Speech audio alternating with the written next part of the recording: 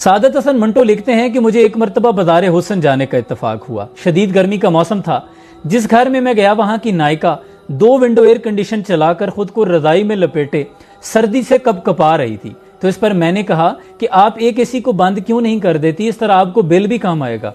तो इस पर नायिका ने मुस्कुराकर जवाब दिया कि असा केड़ा बिल अपनी जेब विचों देना है। कहते हैं इस बात को काफी अरसा गुजर गया। मुझे किसी काम के सिलसिले में गुजरांवाला के असिस्टेंट कमिश्नर के ऑफिस जाने का इत्तफाक हुआ। शदीद गर्मी के मौसम में साहब बहादुर पेंट कोट और टाई लगाए अपने कमरे में बैठे थे और 2 विंडो एयर कंडीशन फुल आबोताब के साथ चल रहे थे और जनाब को सर्दी भी महसूस हो रही थी।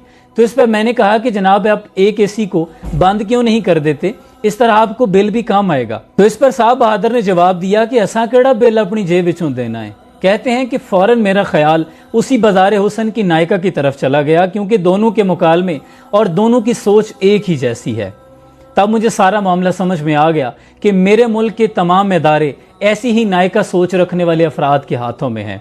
जबकि इसके बरक्स कायद-ए-आज़म मोहम्मद अली जिन्नाह का मामूल ये था कि जब भी आप अपने कमरे से बाहर निकलते तो बिजली के तमाम स्विच ऑफ कर दिया करते।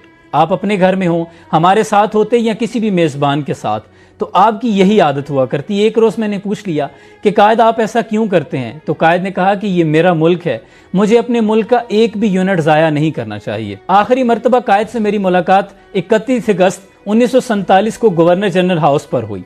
मुलाकात के बाद जब वो मामूल के मुताबिक मुझे सीढ़ियों पर छोड़ने के लिए आए तो कमरे से निकलते हुए हस्ब आदत उन्होंने बिजली के तमाम स्विच ऑफ कर दिए।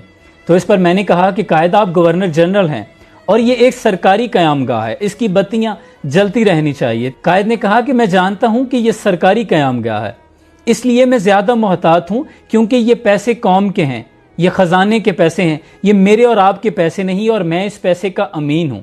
इसके बरक्स अगर मैं अपने घर में होता तो फिर मुझे इख्तियार था कि मैं बत्तियां जलाए रखता रात भर, लेकिन यहां मैं किसी और हैसियत से हूं। तुम जीने से नीचे उतर जाओ, मैं ये भी बल्ब बंद कर दूंगा। ये वो सोच थी जो मुल्क को बनाने वाली थी, और आज जो सोच है वो मुल्क को खाने वाली है।